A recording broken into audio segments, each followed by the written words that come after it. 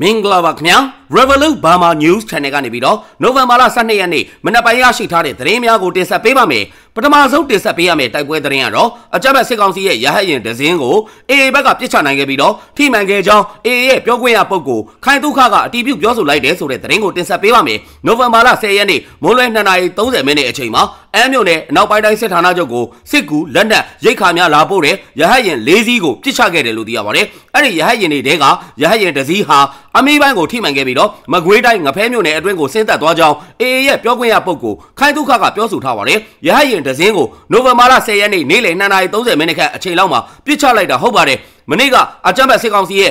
နပခဌာနချုပ်ပတ်ဝန်းကျင်မှာသူတို့တပ်ဖွဲ့ဝင်တွေလူနာတွေလက်နက်ခဲယမ်းရိတ်ခါစစ်ရင်အားတွေလာပို့တဲ့ရဟတ်ယာဉ်၄စီးရှေ့စင်နောက်ဆင်းသက်လာတာရှိပါတယ်ကျွန်တော်တို့ဘက်က၄စီးစလုံးကိုလိုက်ပစ်တာဒဇီးကအမိပိုင်းကိုထိသွားပါတယ်ဒါပေမဲ့အဲ့ဒီထိသွားတဲ့ရဟတ်ယာဉ်ဟာအဲ့ဒီနေရာမှာထိုးကျပျက်စီးသွားတာမျိုးမဟုတ်ဘဲနဲ့သူတို့အကြမ်းဖက်စစ်ကောင်စီတွေထိန်းချုပ်ထားတဲ့နေရာအထိကိုရောက်အောင်သူတို့တွေစ조사ပြီးထိန်းမောင်းပြီးမှတတ်မှတ်နေရာကိုမရောက်ဘဲနဲ့အဆင်ပြေတဲ့တနေရာမှာဆင်းသက်သွားတယ်လို့ကျွန်တော်တို့သိရပါတယ်နောက်ထပ်ကျွန်တော်တို့စုံစမ်းသိရှိရသလောက်တော့အဲ့ဒီရဟတ်ယာဉ်ဆင်းသက်သွားတာကမကွေးတိုင်းငဖဲမြို့နယ်ကြောက်စုံရွာအနီးကိုဆင်းသက်သွားတယ်လို့စုံစမ်းသိရှိရပါတယ်လို့ခိုင်ဒုက္ခကပြောဆိုထားပါတယ်အခုနှစ်ဖေဖော်ဝါရီလအတွင်းမှာလည်း AA ဘက်ကစစ်ကောင်စီရဲ့စစ်ရဟတ်ယာဉ်တစည်းကိုပြစ်ချခဲ့ပြီးတဲ့နောက်မှာပြက်ကျနေတဲ့ရဟတ်ယာဉ်ရဲ့ဓာတ်ပုံများကိုပါ AA ဘက်ကထုတ်ပြန်ခဲ့ကြောင်းသတင်းရရှိပါတယ်ခင်ဗျာ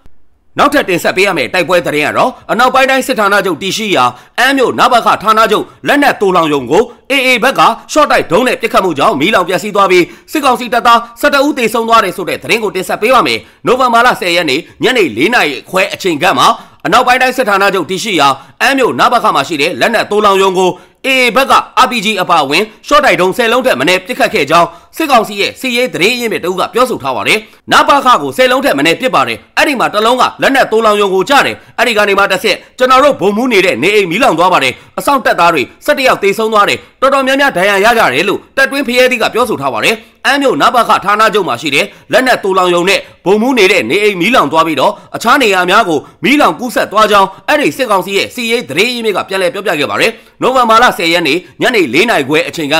အနောက်ပိုင်းတိုင်းစစ်ဌာနချုပ်တည်ရှိရာအမ်းမြို့နဘခမှာရှိတဲ့လက်နက်တူလောင်ယုံကိုပြစ်ခတ်မှုလှုပ်ဆောင်ခဲ့တာဟာမှန်ကန်ကြောင်း AA ရဲ့စစ်ရေးဆိုင်ရာသတင်းရင်းမြစ်ကပြန်လည်ပြောပြခဲ့ပါတယ်ကျွန်တော်တို့ဘက်ကနိုဝင်ဘာလ10ရက်နေ့ညနေ4:00နာရီခွဲလောက်ကစပစ်တယ်အဲ့ဒီမှာတိုင်းဂိုတောင်ယုံရှိတယ်ပြီးတော့စီဂိုတောင်ယုံလည်းရှိတယ်အဲ့ဒီမှာကျွန်တော်တို့ဘက်ကလှမ်းပစ်တာမှာလက်နက်ဂိုတောင်ယုံကိုထိတယ်ညနေ4:00နာရီကစပြီးတော့မီးလောင်တာည1:00နာရီအထိကိုမီးကမငြိမ်းဘူးကျွန်တော်တို့ဘက်ကရှော့တိုက်ဒုံးနေနဲ့လည်းပစ်သေးတယ်အလုံးကြီးအတွက်ကတော့တော်တော်များတယ်လို့ပြောဆိုခဲ့ပါတယ်အမ်းမြို့နယ်အနောက်ပိုင်းတိုင်းစစ်ဌာနချုပ်သိမ်းတဲ့တိုက်ပွဲမှာဆက်လက်ပြင်းထန်နေဆဲဖြစ်ပြီးတော့စစ်ကောင်စီတပ်ကအမ်းမြို့ကန်များအားဒဇာကန်အဖြစ်နဲ့ပိတ်လှောင်ထားကမြို့ကန်များဟာမြို့အတွင်းထဲကနေပြီးတော့ထွက်ပြေးဖို့ခက်ခဲနေတယ်လို့စုံစမ်းသိရှိရပါတယ်လက်ရှိမှာအမ်းမြို့တဲကစစ်ကောင်စီတပ်ရင်းတပ်စခန်းနဲ့ဗျူဟာကုန်းအများစုကိုအာရခတပ်တော် AA ကသိမ်းပိုက်ထားပြီးတော့ခမရ391တပ်ရင်းတပ်ထိန်းတပ်ရင်းနဲ့တိုင်းဌာနချုပ်တို့သာမသိမ်းရသေးဘဲနဲ့ကြန့်ရှိနေကြောင်းသတင်းရရှိပါတယ်ခင်ဗျာဆက်လက်ပြီးတော့တင်ဆက်ပေးရမယ့်သတင်းကတော့ရခိုင်ပြည်နယ်အမ်းမြို့သိမ်းတိုက်ပွဲအတွင်းမှာအကြမ်းဖက်စစ်တပ်ဘက်ကတပ်ရင်းမှုဗိုလ်မှူးအဆင့်ရှိသူများအပါအဝင်စစ်ကောင်စီတပ်သား300နီးပါးဟာ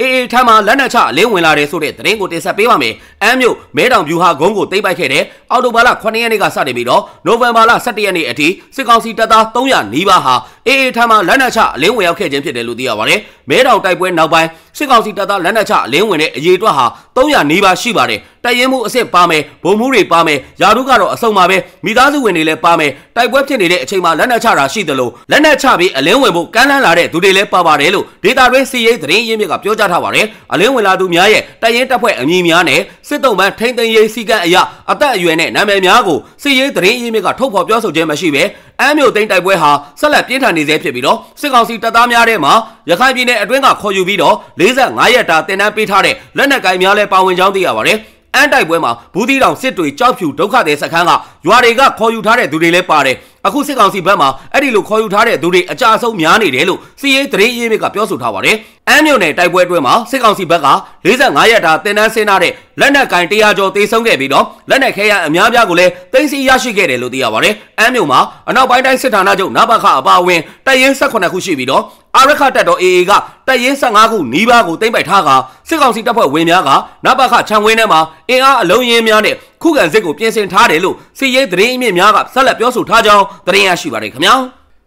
နောက်ထပ်တင်ဆက်ပေးရမယ်စခန်းသိမ်းတိုက်ပွဲသတင်းကတော့ကရင်ပြည်နယ်ဖာပေါ်မြို့အနီးကစစ်ကောင်စီတပ်ရဲ့ကူးစိတ်စခန်းကို KNU တပ်မဟာ9နဲ့ပူးပေါင်းတပ်တွေဟာနိုဝင်ဘာလ9ရက်နေ့ကတိုက်ခိုက်သိမ်းယူလိုက်တယ်ဆိုတဲ့သတင်းကိုတင်ဆက်ပေးပါမယ်ဖာပေါ်မြို့တောင်ဘက်9မိုင်ကအကွာမှာဖာပေါ်ကတိုင်တိကမမောင်ကားလမ်းပေါ်ကကူးစိတ်စခန်းကိုနိုဝင်ဘာလ6ရက်နေ့မနက်8:00 နာရီမှာ KNU နဲ့ပူးပေါင်းတပ်တွေကစတင်တိုက်ခိုက်ခဲ့ပြီးတော့နိုဝင်ဘာလ9ရက်နေ့ညနေပိုင်းမှာစခန်းသိမ်းနိုင်ခဲ့တယ်လို့သိရပါတယ်ကူးစိတ်တပ်စခန်းက1954-55ခုနှစ်တည်းကတည်းကစစ်တပ်ကနေရာယူတပ်ဆွဲထားတဲ့တပ်တန်းရင်းနဲ့စခန်းဖြစ်တယ်လို့ KNU တပ်မဟာ9ပြောရေးဆိုခွင့်ရှိသူဗိုလ်မှူးကြီးစောကလေတို့ကပြောဆိုထားပါတယ်အဲ့ဒီစခန်းသိမ်းတိုက်ပွဲမှာစစ်သားရုပ်အလောင်း10လောင်းတွေ့ရပြီးတော့ပခုံးထမ်း RPG 3လက်နဲ့အခြားသောလက်နက်ခဲယမ်းတွေကိုသိမ်းဆည်းရမိခဲ့တယ်လို့သိရပါတယ်စခန်းသိမ်းပြီးတဲ့နောက်မှာစစ်ကောင်စီလေတပ်ကဘုံကျဲတိုက်ခိုက်ခဲ့ပေမဲ့ပူးပေါင်းတပ်တွေဘက်ကအထိကိမရှိဘူးလို့ပြောပါတယ်ပြီးခဲ့တဲ့လတွေအတွင်းက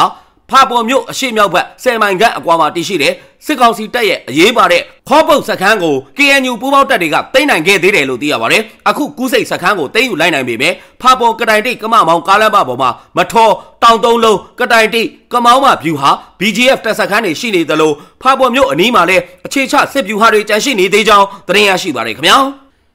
နောက်ထပ်တင်ဆက်ပေးရမယ့်သတင်းကတော့ရန်ကုန်မြို့အင်းစိန်မြို့နယ်အောက်မင်္ဂလာတုံလမ်းပိုင်းမှာရှိတဲ့ရက်ကွက်အုပ်ချုပ်ရေးမှူးရုံးကိုအဝေးထိပ်မိုင်းနဲ့ဖောက်ခွဲတိုက်ခိုက်ခဲ့တဲ့ဆိုတဲ့သတင်းကိုတင်ဆက်ပေးပါမယ်။နိုဝင်ဘာလ17ရက်နေ့မိုးလယ်2:30မိနစ်ခန့်အချိန်မှာအင်းစိန်မြို့နယ်အောက်မင်္ဂလာတုံလမ်းပိုင်းမှာရှိတဲ့ရက်ကွက်အုပ်ချုပ်ရေးမှူးရုံးကိုDark Shadow အဖွဲ့ကအဝေးထိပ်မိုင်းနဲ့ဖောက်ခွဲတိုက်ခိုက်ခဲ့တယ်လို့သိရပါတယ်။အဲ့ဒီတိုက်ခိုက်မှုအတွင်းမှာအကြမ်းဖက်စစ်ကောင်စီတပ်သားများထိခိုက်မှုရှိမရှိကိုအတိမပြုတ်နိုင်သေးပဲ Dark Shadow အဖွဲ့ကရဲဘော်များအထိခိုက်မရှိဘဲနဲ့ဆုတ်ခွာနိုင်ခဲ့တယ်လို့သိရပါတယ်။၎င်းတိုက်ခိုက်မှုဟာကရင်ပြည်ရဲ့တေလေးလုံးစစ်စင်ရေး Operation မှာပါဝင်ဆင်နွှဲနေတဲ့တော်လိုင်းအင်အားစုများကိုဂုဏ်ပြုတဲ့အနေနဲ့Dark Shadow အဖွဲ့သားများကမြို့ပြမှာလဲအာဏာရှင်အမြင့်ပြတ်ရေးအတွက်ဆက်လက်ပြီးတော့တိုက်ပွဲဝင်နေကြောင်းပြသတဲ့အနေနဲ့တိုက်ခိုက်ခဲ့ခြင်းဖြစ်တယ်လို့သိရပါတယ်။ဒါအပြင်အကြမ်းဖက်စစ်တပ်ရဲ့ပြစ်မှတ်များကိုလည်းဇက်တိုက်ချင်းမုံသွားမှာဖြစ်ပြီးတော့ပြည်သူများအနေနဲ့စစ်ကောင်စီနဲ့ပတ်သက်တဲ့နေရာများရဲများစစ်သားများပြူစောထီးများအရက်ဝတ်စစ်ခွေးများစုဝေးရာနေရာများကိုတွာလာခြင်းမပြုလုပ်ကြရန် Dark Shadow အဖွဲ့ကသတိပေးထားကြောင်းသတင်းရရှိပါတယ်ခင်ဗျာ။